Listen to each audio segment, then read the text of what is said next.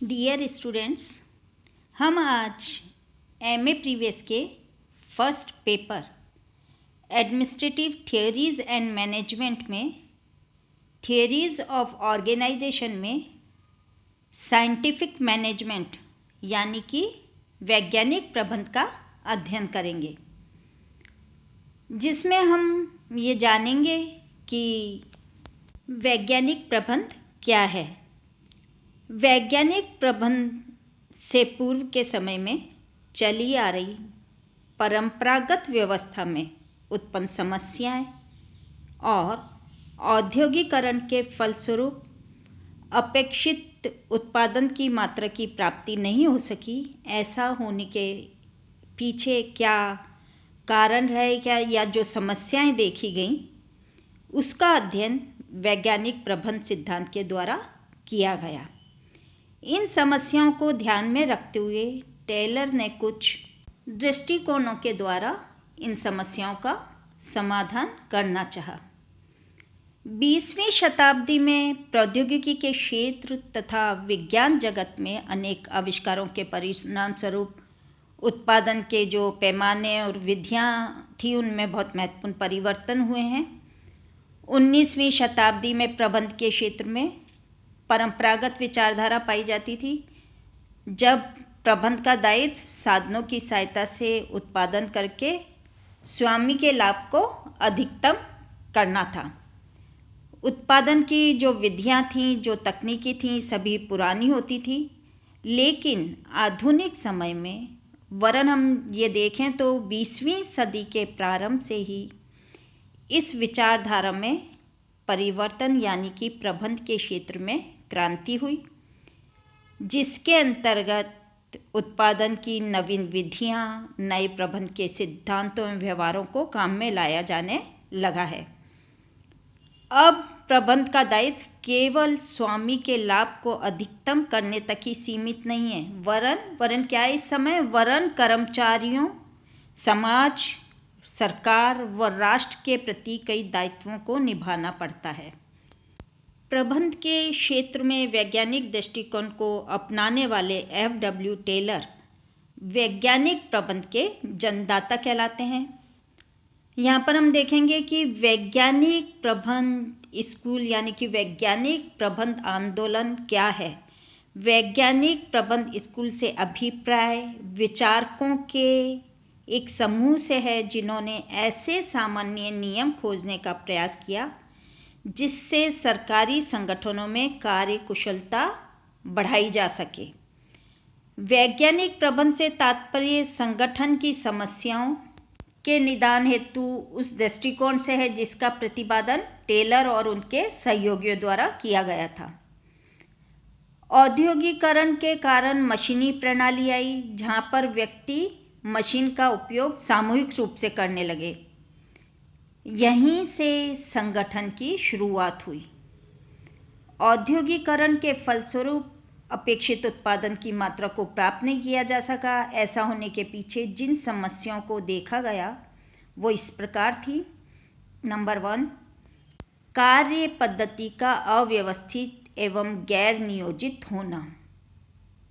Number 2, प्रबंध एवं श्रमिक के बीच कर्तव्य और उत्तरदायित्व का संतुलित विभाजन अर्थात बैलेंस्ड डिस्ट्रीब्यूशन नहीं किया जाता था।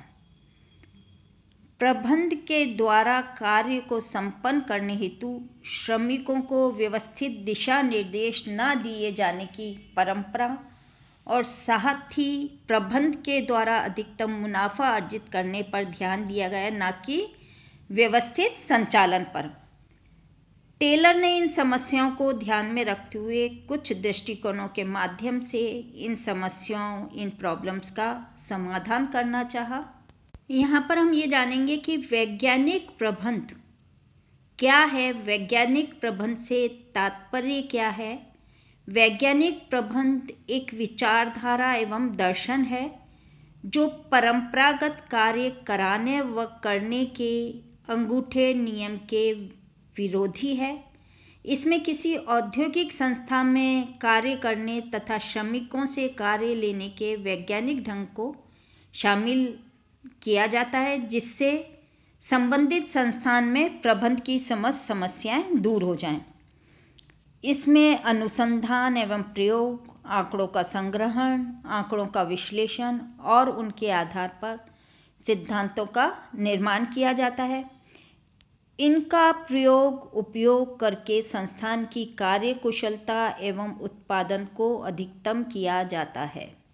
यानी कि वैज्ञानिक प्रबंध क्या है? वैज्ञानिक प्रबंध का उद्देश्य क्या है? किसी भी संस्थान या संगठन की कार्यकुशलता एवं उत्पादन को अधिकतम किया जाना। टेलर के अनुसार वैज्ञानिक प्रबंध किसी विशेष संगठन या उद्योग में कार्य करने वाले कार्मिकों की दृष्टि में एक मानसिक क्रांति है। प्रबंध सही रूप में जानने की कला है कि क्या कार्य किया जाना है और उसके करने का सर्वोत्तम तरीका कौन सा है। वास्तव में टेलर की जो मान्यता ये थी कि उद्योगों के मालिकों, श्रमिकों तथा उपभोक्ताओं के हितों में कोई निहित मतभेद नहीं होते हैं, बल्कि इनके हित परस्पर जुड़े हुए होते हैं, क्योंकि मालिकों की संपत्ति लंबे समय तक बिना श्रमिकों की संपत्ति के चल नहीं सकती है। वहीं यह भी संभव है कि श्रमिक को जो वह चाहता है कि ऊंची मजदूरी दी जानी चाहिए और मालिक को जो वह चाहता है कि निम्न श्रम लागत दी जानी चाहिए। श्री ड्रकर के अनुसार वैज्ञानिक प्रबंध का कर्म कार्य का संगठित अध्ययन, कार्य का सरलतम भागों में विश्लेषण और प्रत्येक भाग का श्रमिक द्वारा निष्पादन करने हेतु व्यवस्थित सुधार करना है। उपरोक्त आधार पर हम कह सकते हैं कि वैज्ञानिक प्रबंध समस्याओं के हल का मानवीय दृष्टिकोण है, जो कि वैज्ञानिक अनुसंधान, विश्लेषण, नियम, सिद्धांतों एवं परिणामों पर आधारित है। इसका प्रमुख उद्देश्य न्यूनतम व्यय पर अधिकतम लाभों को प्राप्त करना होता है। एक सिद्धांत या दृष्टिकोण के रूप में वैज्ञानिक प्रबंध की प्रमुख विशेषताएं इस प्रकार हैं। वैज्ञानिक प्रबंध में नियोजित एवं निश्चित योजना पाई जाती है। इस निश्चित योजना द्वारा विभिन्न कार्यों को निश्चित तरीकों द्वारा सम्मिलित किया जाता है और सारे कार्य योजनाबद्ध तरीके से होते हैं। वैज्ञानिक प्रबंध जो है वैज्ञानिक विश्लेषण तथा प्रयोगों पर आधारित होता है। वैज्ञानिक प्रबंध में तथ्यों तथा सिद्धांतों पर आधारित वैज्ञानिक विधियों तथा कार्य प्रक्रियाओं पर बल दिया जाता है।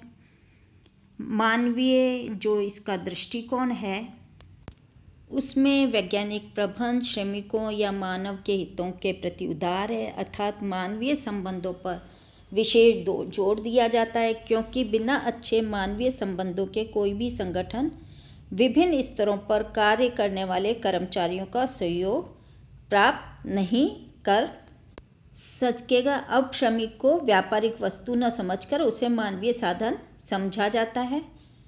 वैज्ञानिक प्रबंध विचारधारा जो है साधनों के अधिकतम उपयोग पर जोर देती है और साथ ही उसके आवंटन पर ध्यान देने पर भी इसका जोर होता है।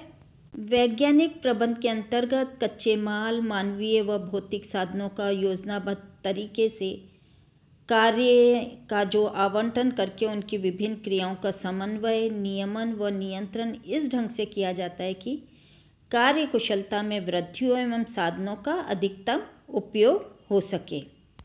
वैज्ञानिक प्रबंध के अंतर्गत श्रमिकों को प्रेरणात्मक मजदूरी की व्यवस्था एक इसकी महत्वपूर्ण विशेषता है।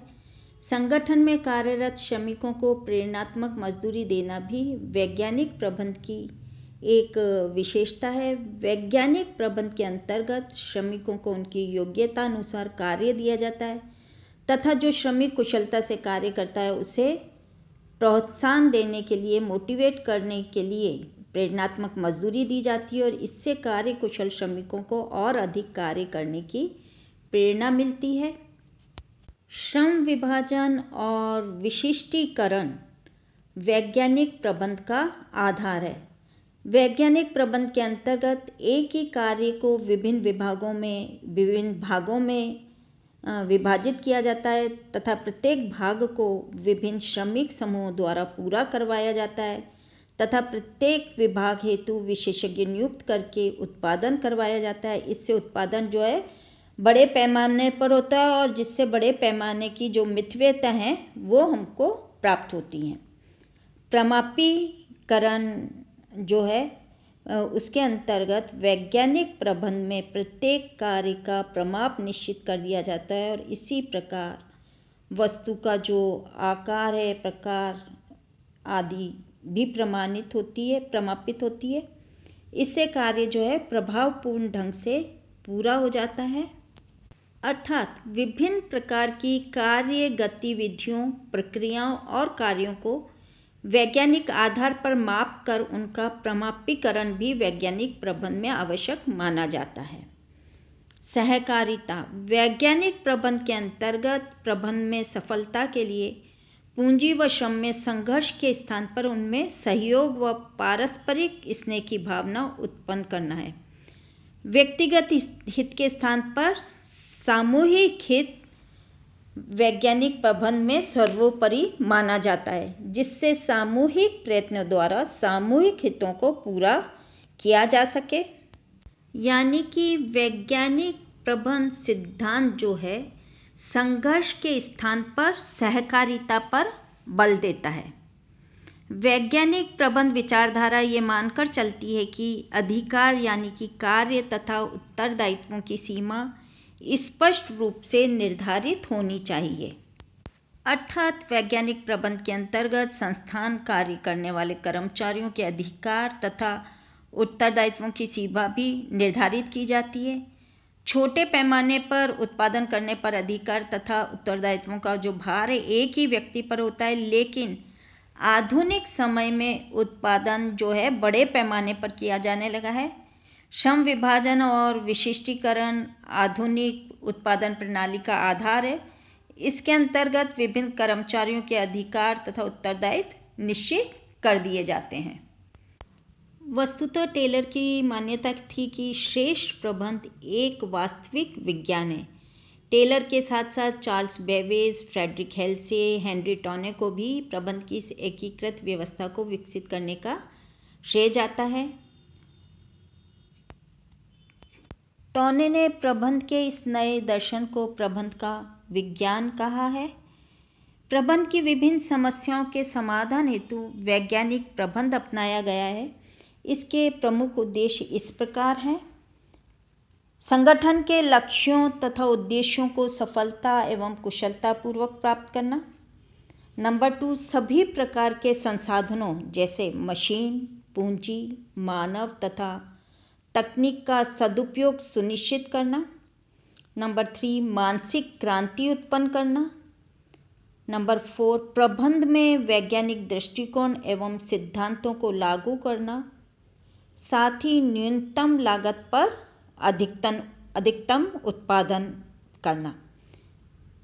कार्य प्रक्रिया पद्धतियों में मानकीकरण को लागू कर उत्पादन में तार्किकता का समावेश करना और साथ ही उद्यम में मालिकों एवं श्रमिकों दोनों के हितों की रक्षा सहित सहकारिता का मार्ग प्रशस्त करना।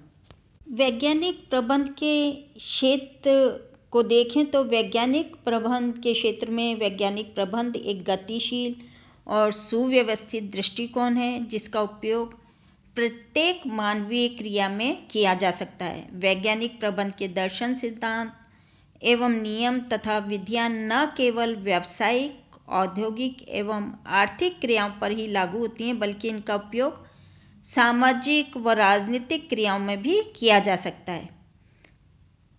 वैज्ञानिक प्रबंध एक मानवीय दृष्टिकोण है।